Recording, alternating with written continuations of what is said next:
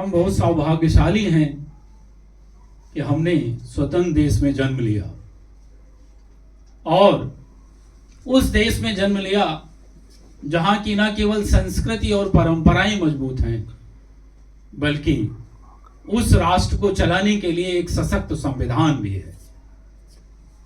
उन सारे महापुरुषों को नमन जिन्होंने अपने प्राणों की आहुति देकर और इस राष्ट्र को स्वतंत्र किया और एक ऐसा पवित्र ग्रंथ दिया कि वो पिछले 76 सालों से हमारा मार्गदर्शन करता आ रहा है। नवंबर 1946 में जब संविधान सभा का गठन हुआ तो 9 दिसंबर 1946 को बैठक हुई, उसके बाद 11 दिसंबर 1946 को बैठक हुई। राजेंद्र प्रसाद जी उसके अध्यक्ष बनाए गए। अलग अलग समिति को अलग अलग काम दिया गया। संविधान बनाने का जिम्मा दिया गया प्रारूप समिति को, जिसके अध्यक्ष डॉक्टर भीमराव अंबेडकर थे, और उसमें एक बड़े महत्वपूर्ण व्यक्ति थे डॉक्टर BN राव, जिनके बारे में बहुत कम लोग जानते हैं।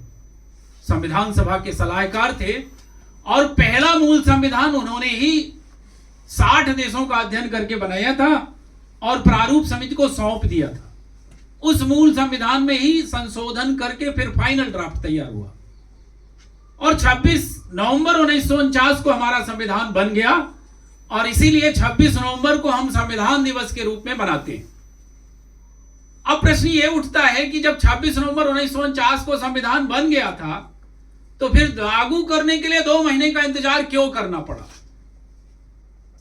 तो उसके पीछे कहानी यह है कि 26 जनवरी 1930 को पहला स्वाधीन दिवस हमने मनाया था और मानसिक रूप से हम अंग्रेजों से अपने आप को स्वतंत्र घोषित कर लिए थे। उस तिथि की याद को बनाए रखने के लिए हमने 2 महीने इंतजार किया और 26 जनवरी 50 को हमारा संविधान लागू हुआ। जो संविधान लागू हुआ उसके बहुत से अनुच्छेद 26 नवंबर 1949 को ही लागू कर दिए गए थे।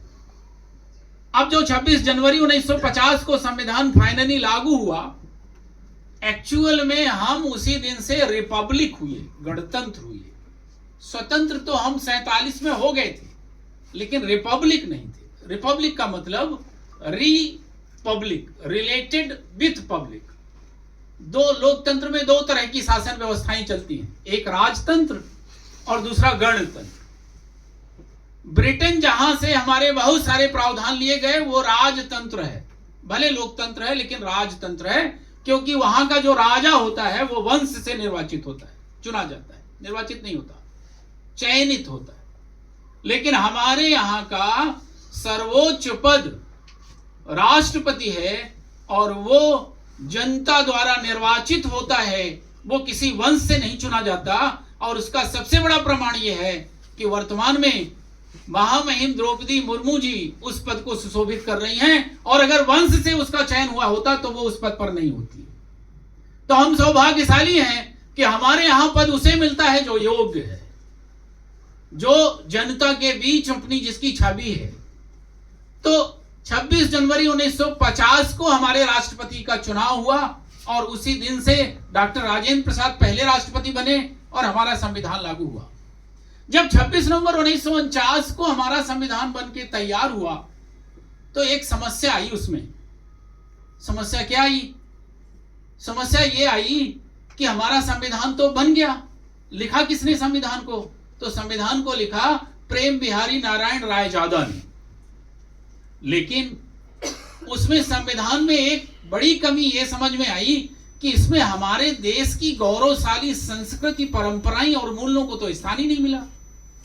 अब अगर संशोधन करते तो प्रक्रिया लंबी हो जाती, तो एक तरीका खोजा गया। नंदलाल बोस जी को बुलाया गया और उनके एक शिष्य थे व्यवहार राम मनोहर सिन्हा, जो आपके जबलपुर के हैं। 1929 में उनका जन्म हुआ था। और कहा गया कि अब आप 22 भाग जो हैं, संविधान में 22 भाग हैं और 395 अनुच्छेद, तो जो 22 भाग हैं हर भाग के पेज खाली थे, वहां आप भारतीय संस्कृति और मूल्यों को चित्र बनाकर समाहित कर दिए संविधान में। और इस तरह प्रस्तावना की चित्रकारी की गई व्यवहार राम मनोहर सिन्हा ने।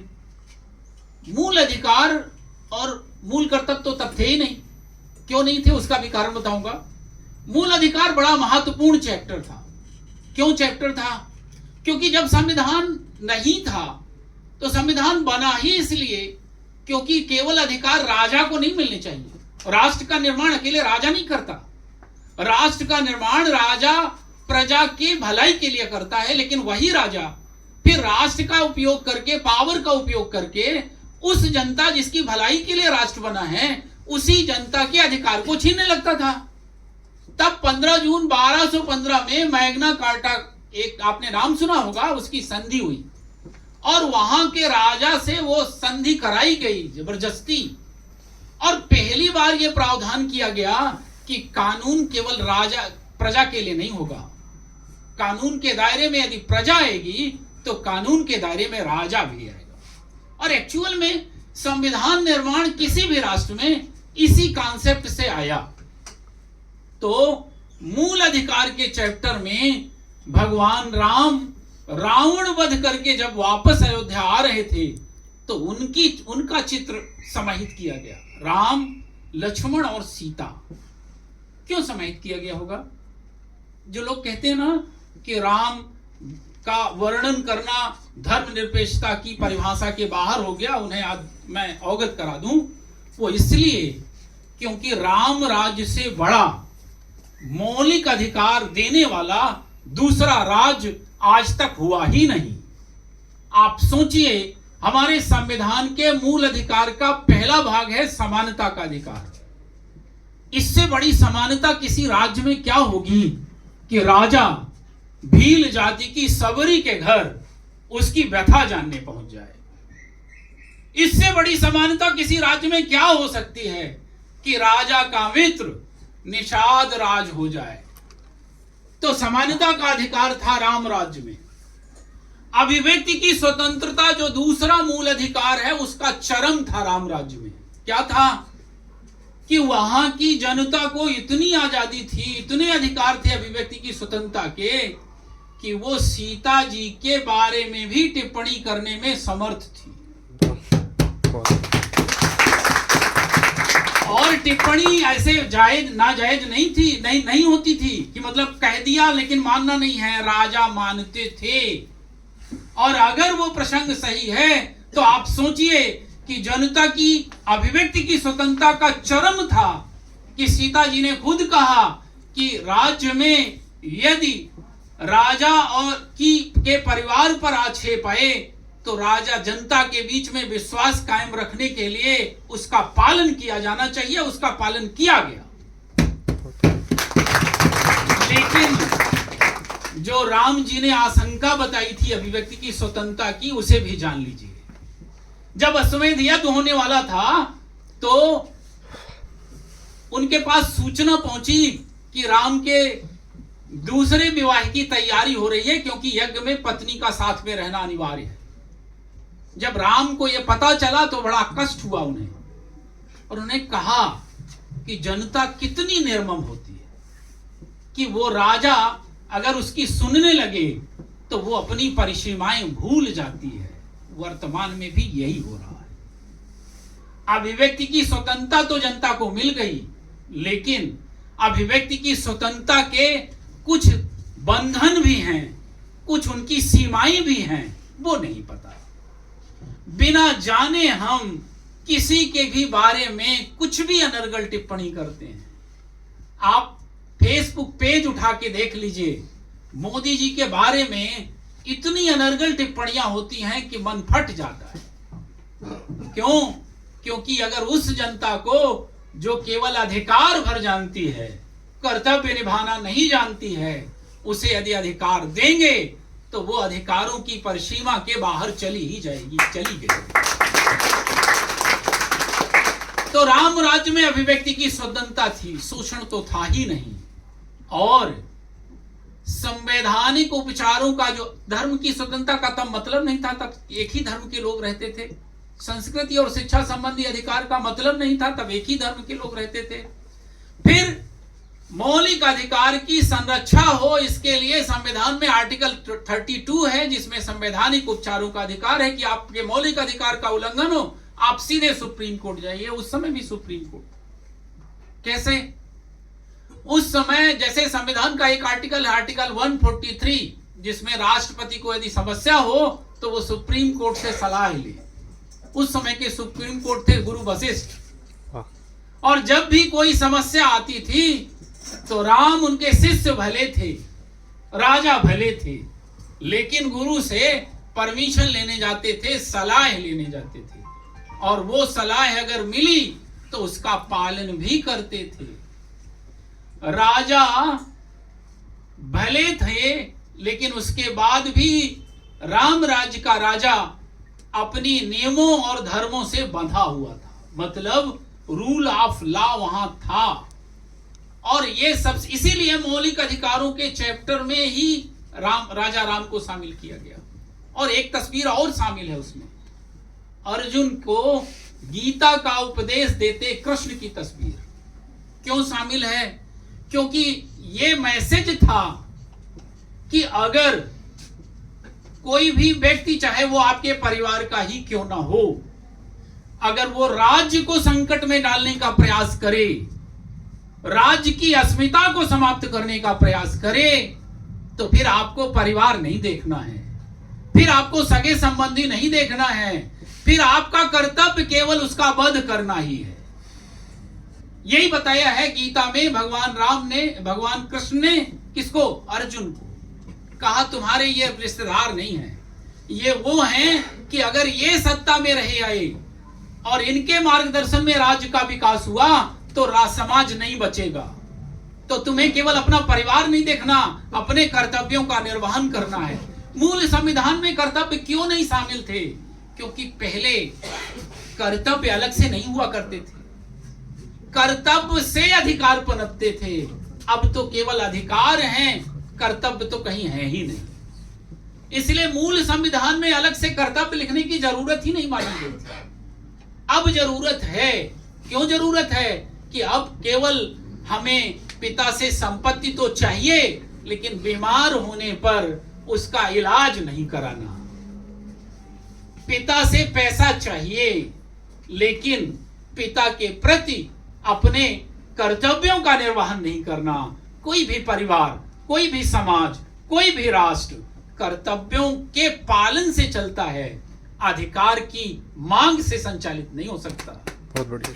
यदि आप तो राष्ट्र ने रहने के लिए जमीन दी है, पढ़ने के लिए अच्छा इंस्टीट्यूट दिया है, बीमार होने पर अच्छा हॉस्पिटल की सुविधा दी है, और आपके व्यक्तित्व विकास के सारे आयामों की व्यवस्था की है, तो राष्ट्र के प्रति आपकी जिम्मेदारी है। आपसे अपेक्षा है राष्ट्र को कि आप उस राष्ट्र के लिए काम करें जिस राष्ट्र ने आपको सब कुछ दिया है।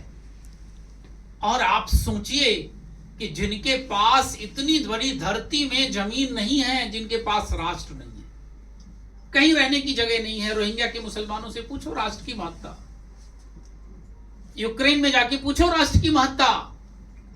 हमें आपको फ्री में आजादी मिली है, हमारे जो संस्कृति है उसमें जो कृतज्ञता का भाव था वो इसीलिए था पूर्वजों के प्रति, क्योंकि हमें आपको बहुत सारी चीजें बिना कुछ किए मिली है।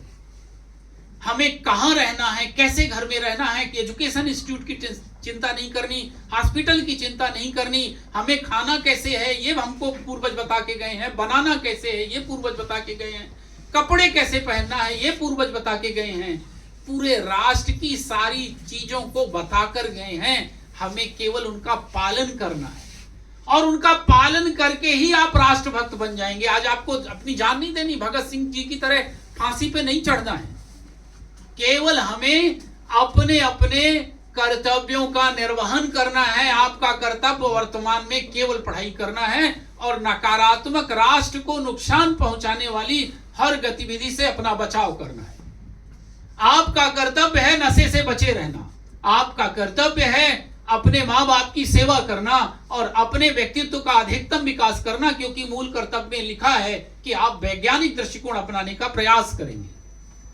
अगर हम अपनी प्रगति कर रहे हैं तो आपकी प्रगति से आपके परिवार की प्रगति होगी, परिवार की प्रगति से आपके समाज की प्रगति होगी, और समाज की प्रगति से राष्ट्र की प्रगति होगी। आपकी प्रगति राष्ट्र की प्रगति का कारण बनेगी। आप सोचिए कि कितना सरल है हमारे आपके लिए कि हम अपने लिए करें पर वही राष्ट्र के काम आए, और हम अगर फिर भी नहीं करें तो फिर तो क्या कहा जाए। ये भी संथी बैठे हैं, मैं उन्हें खुश करने के लिए नहीं बोल रहा हूं। जिस उम्र में हम आप अपनी अपनी सुविधाएं जोड़ते हैं, उस उम्र में आपने अपना पूरा जीवन, अपनी सारी सुविधाएं, अपना सारे सुख राष्ट्र और समाज के लिए समर्पित किया। और राष्ट्र ऐसे लोगों की चिंता से ही सुरक्षित है। हम आप अगर कुछ नहीं कर सकते तो इतना तो कर ही सकते हैं कि जो सैनिक राष्ट्र के लिए लड़ रहे हैं उनके लिए किसान अगर हैं तो उत्पादन ही कर दें, वो अगर डॉक्टर हैं तो उनके लिए इलाज की भावना ही अपने अंदर ला लें, अगर इंजीनियर हैं तो उनकी मौत कम से कम हो ऐसे यंत्रों का ही निर्माण कर दें, और अगर कुछ नहीं कर सकते तो ठंड में उनके लिए स्वेटर ही बुन दें। ये भाव भी अगर जीवित है तो राष्ट्र सुरक्षित है। राष्ट्र केवल एंजॉय करने के लिए नहीं मिला, ये जीवन भी केवल एंजॉय करने के लिए नहीं मिला। जीवन बहुत कुछ पाने और बहुत सारा ना पाने का ही नाम है। जीवन में बहुत कुछ इच्छाएं पूरी होंगी और बहुत सारी इच्छाएं नहीं पूरी होंगी। जो पूरी हुई वही पूरी होने लायक थी, और जो पूरी नहीं हुई वो पूरी होने लायक नहीं थे आप, और इसलिए उस पे दुखी मत होइए। आपके पास जो है बहुत सारे लोगों के पास वो नहीं है, यही खुश होने का कारण होना चाहिए। और जो नहीं है, अगर आपकी निगाह केवल उस पर होगी तो दुनिया की कोई सामान, कोई पद आपको कभी खुशी नहीं कर सकता, क्योंकि आप जो जो इच्छा करेंगे वो सब पूरी होंगी, ये संभव है ही नहीं।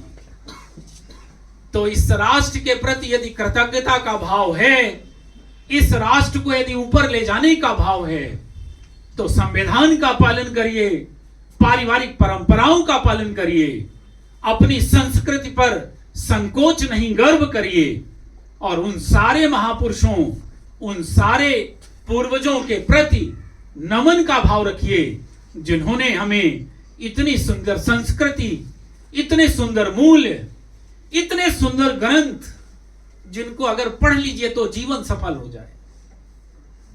आपको मैं कहता हूं कि पूरे जीवन में जो कुछ करिएगा, जब समय मिले तो रामचरितमानस जरूर पढ़िएगा। वो जन्म में क्या होगा, मरने के बाद मुझे नहीं पता, पर अगर रामचरितमानस आपने पढ़ी है और उसके ये भूल जाइए कि वो आपका धर्म नष्ट होगा। धर्मनिरपेक्षता की डेफिनेशन किसी को नहीं पता। सुप्रीम कोर्ट के आर्डर में लिखा हुआ है कि वो सारे महापुरुष, चाहे वो किसी धर्म के हों, अगर उनके दिए हुए मूल्य, उनके दिए हुए शब्द हमारे समाज और मानवता की बेहतरी में काम आते हैं, तो उनका चिंतन, उनका मूल्य, उनको पढ़ना, उनको पढ़ाना, उनका कोट करना धर्मनिरपेक्षता की परिभाषा के परे। क्यों? क्योंकि राष्ट्र और समाज मानवता के उत्थान के लिए होते हैं। तो उसको जरूर पढ़िएगा। आपके परिवार और समाज में एक नई खुशहाली आएगी, ये मेरा दावा है। क्यों? क्योंकि जीवन कैसे चलाना चाहिए वो हम भूल इसलिए गए क्योंकि आज की डेट में हम केवल फिल्मी संस्कृति से संचालित हो रहे हैं, और वो फिल्मी संस्कृति से संचालित हो रहे हैं जिसका कि केवल उद्देश्य ही है अपनी संस्कृति को नष्ट करके एन केन प्रकारेण पैसा कमाना और अपनी दुकान चलाना। लेकिन दुर्भाग्य है कि हम पढ़ लिख के भी केवल उपभोक्ता बनकर रह गए हैं और उन्हीं के दिखाए मार्ग पर चल रहे हैं। राष्ट्र के जो रियल हीरो हैं, जिन्होंने राष्ट्र को आगे बढ़ाने के लिए अपना सब कुछ न्यौछावर कर दिया है और आज भी न्यौछावर कर रहे हैं, वो सैनिक वो डॉक्टर, वो इंजीनियर, वो आप जैसे समाजसेवी और वो ना जाने ऐसे कितने हुआ, उन्हें हम नहीं याद करते हैं। संविधान का यदि पालन करना है तो अपने कर्तव्यों का पालन करिए और अपने व्यक्तित्व विकास के लिए जो अपेक्षा परिवार, समाज, संविधान और राष्ट्र की है उस पर आगे बढ़िए। आपको गर्व होगा कि यह वही भारत देश है जिसके हम नागरिक हैं, और आप सब अगर पॉजिटिव डायरेक्शन में चलेंगे, सकारात्मक मानसिकता के साथ चलेंगे, तभी यह राष्ट्र विकसित, सशक्त, समृद्ध और गौरवशाली भारत बनेगा। धन्यवाद।